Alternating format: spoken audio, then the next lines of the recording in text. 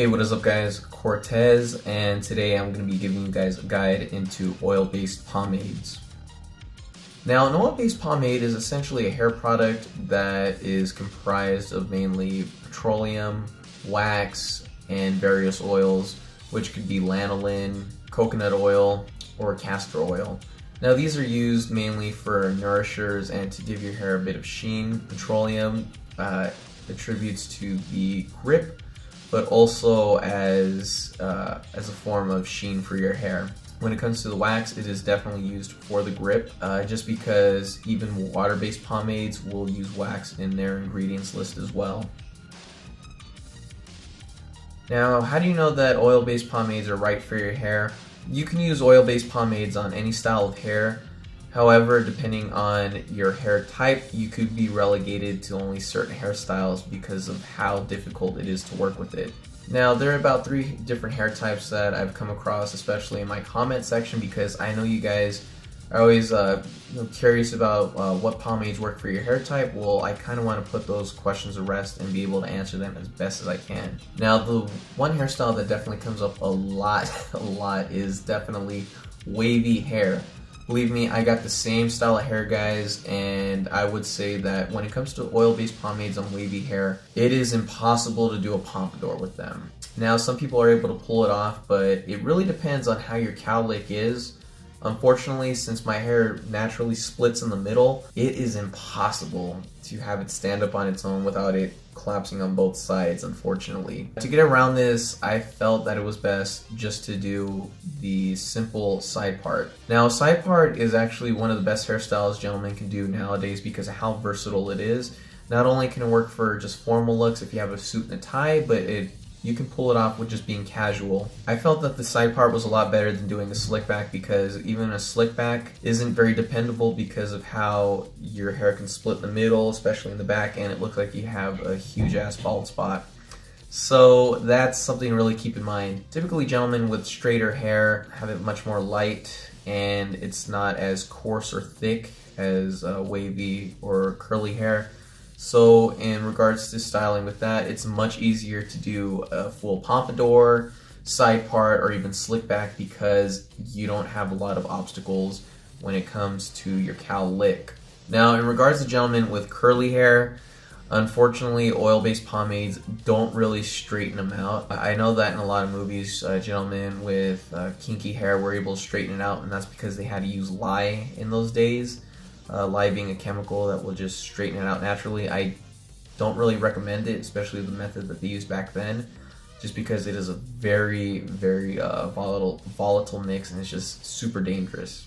However, gentlemen with kinky hair, you can definitely do side parts. It's not impossible, depending on how curly it is. If we're talking African American hair, you're gonna have to get it cut in by the barber himself because of just how difficult it is to split it. However, guys with just regular curly hair, you can still give your hair a side part. However, in terms of being able to really hold it together, it's going to be pretty difficult. But if done right, it shouldn't be a lost cause.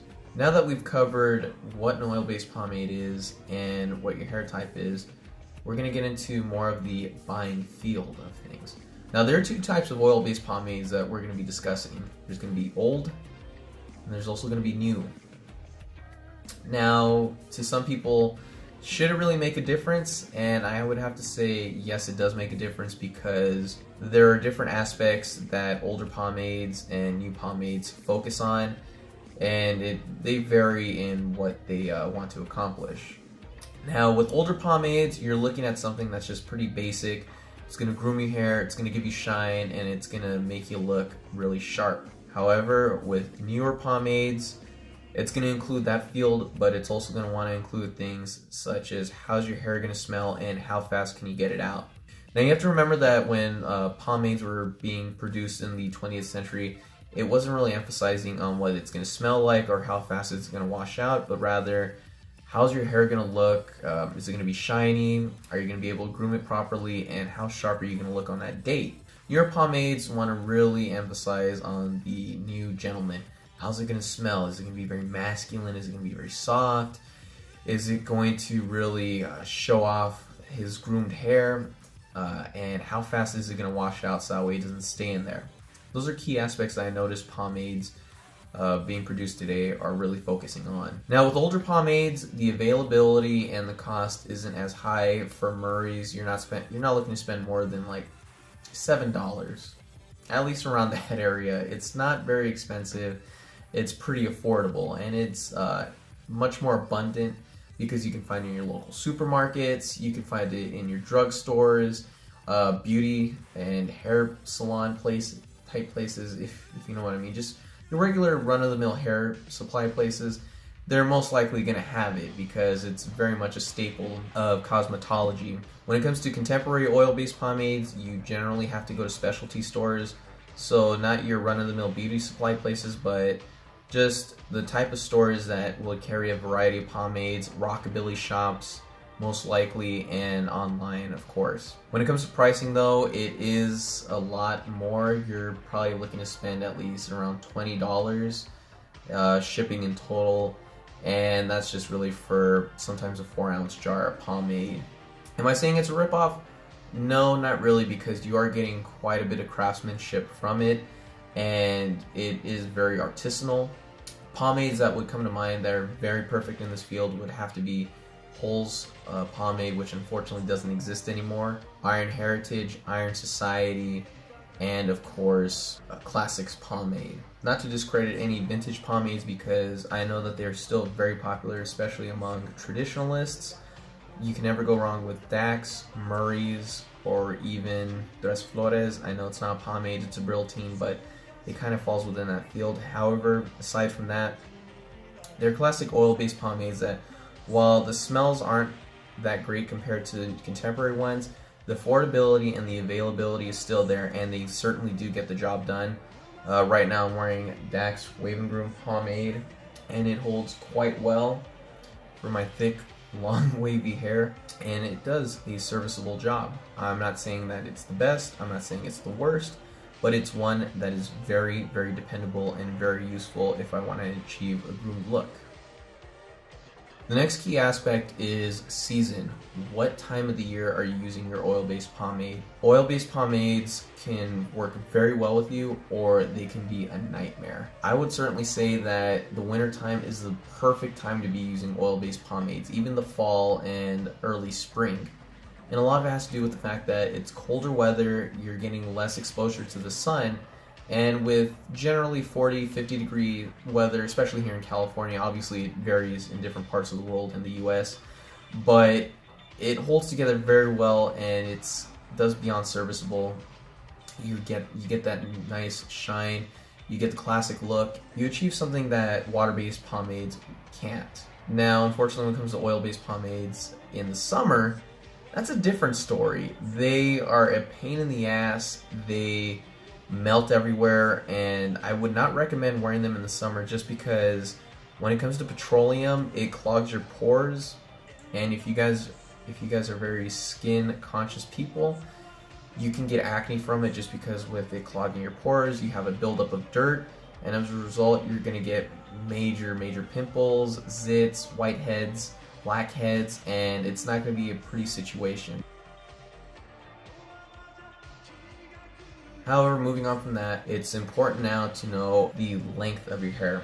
Now, hair length is very important too, because even with an oil-based pomade, unlike water-based pomades, they don't get stiff. So they can still be combed very easily, and they don't require really that much heating unless it's very cold, unless you might need to warm it up a bit and then just comb away. But generally, they're ready to comb anytime. If it gets out of place, you just comb it back. And now, hair length is important because oil-based pomades tend to weigh your hair down. Unlike water-based pomades, which will give you the ability to build up volume, oil-based pomades do not allow you to build up volume in your hair. So when it comes to trying to comb really high, it is going to fall flat immediately, and it's generally meant to be holding your hair down and just to give it the groomed look. As you can see, my hair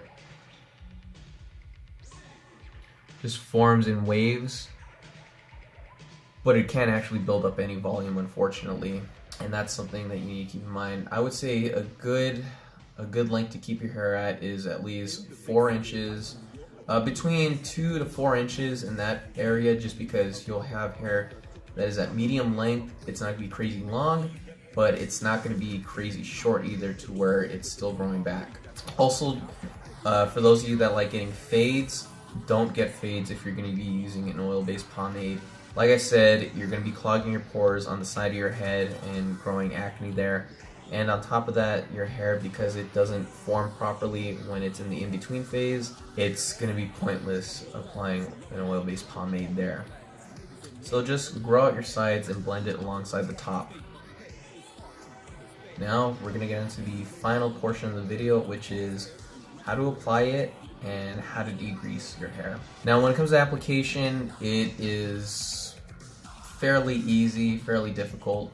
I would say the essentials you need are a wide tooth, fine tooth, and a blow dryer, which is optional. It's an optional third choice, but wide tooth comb, you're going to be spreading out the pomade and distributing it easily and spreading it around. Fine tooth comb will just put your hairs together and it will make a great adhesive. And of course, sometimes you'll need a blow dryer just in case you want to warm up your hair, make it even easier to comb around, or even warm up the tin, because when it gets colder around tins, you might need to warm them up just to get them going. So it makes it a lot easier to apply, especially if they have a heavy wax content. Now, degreasing is another trouble area that I get plenty of questions on.